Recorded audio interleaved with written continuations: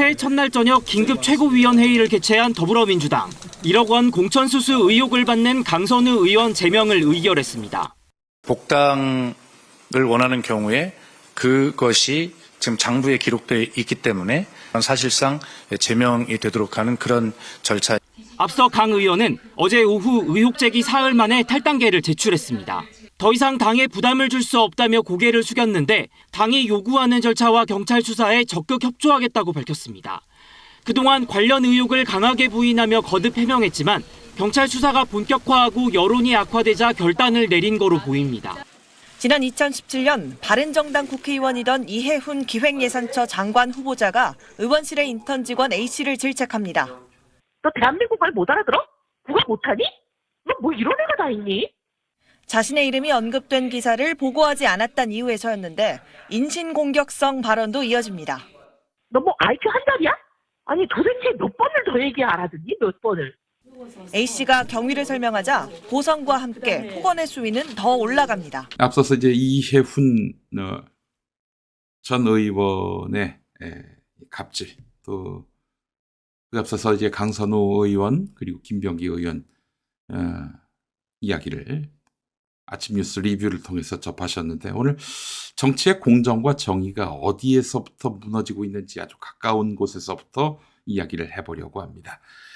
최근 몇 년 사이에 반복해서 등장하는 정치 뉴스의 공통점이 있습니다. 의혹의 중심에 있는 인물들은 모두 국회의원이었고 갈등을 빚었는데 갈등의 상대는 다름 아닌 보좌관들이었다는 겁니다. 이제는 전직 보좌관이었는데 강선호 의원, 김병기 의원, 이해훈 전 의원, 정당도 다르고 정치적 위치도 다르고 성향도 서로 다른 인물들인데 이들을 관통하는 하나의 공통점이 있습니다. 전직 보좌관과의 갈등입니다. 전직 보좌관과의 갈등.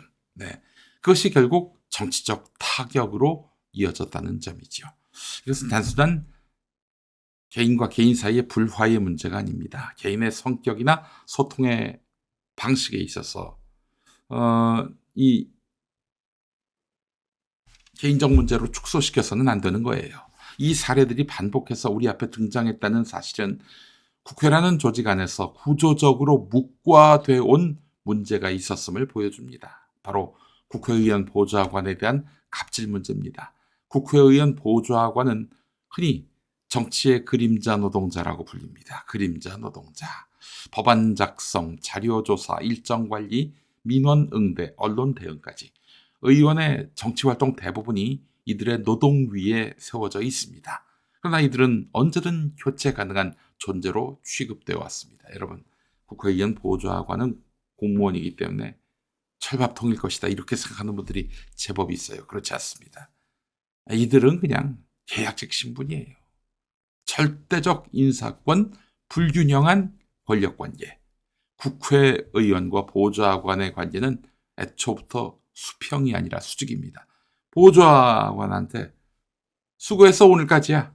내일부터 나오지 마. 이러면 그냥 고용관계는 끝나는 거예요. 이 문제는 이런 구조 속에서 발생한 부당한 대우와 인권 침해가 오랫동안 정치권의 관행이라는 이름으로 덮여왔다는 점입니다. 야근, 폭언, 사적 업무 지시, 심지어 인격을 무시하는 언행까지도 정치판이 원래 그렇다라는 말로 정당화되어 왔습니다. 그러나 이젠 상황이 달라졌습니다. 보좌관들은 더 이상 침묵하지 않습니다. 전직이 된 뒤에라도 자신이 겪은 일을 말하기 시작했습니다. 그리고 그 증언은 정치인 개인의 이미지를 넘어서 정치 신뢰에 결국에는 좌우하는 그런 사안으로 확장되고 있습니다.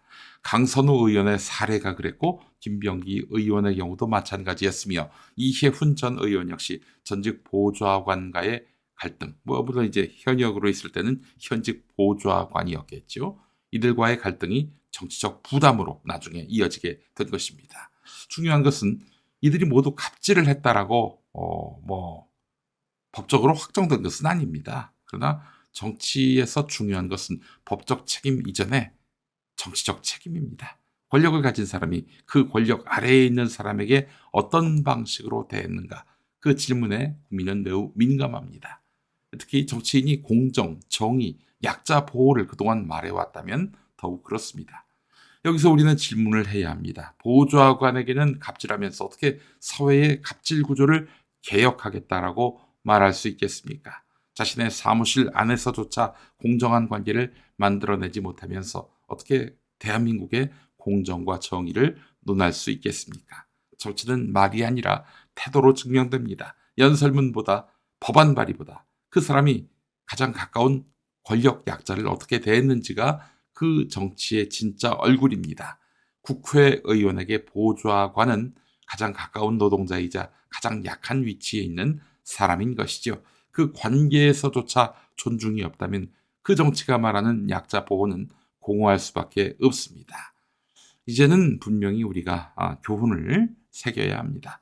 국회의원의 갑질 문제는 개인의 도덕성을 넘어서 제도 개선의 문제라는 점을요.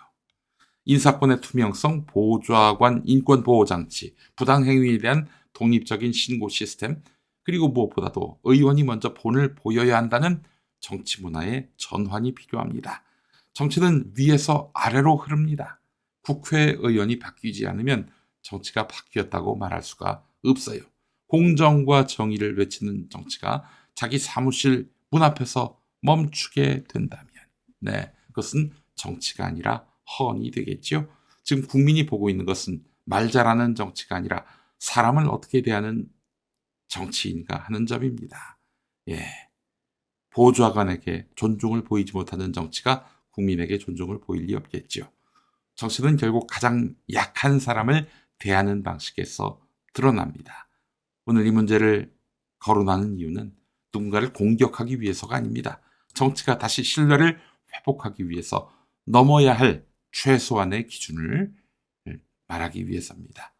국회의원이 먼저 바뀌어야 합니다. 그래야 정치가 바뀔 수 있는 것입니다.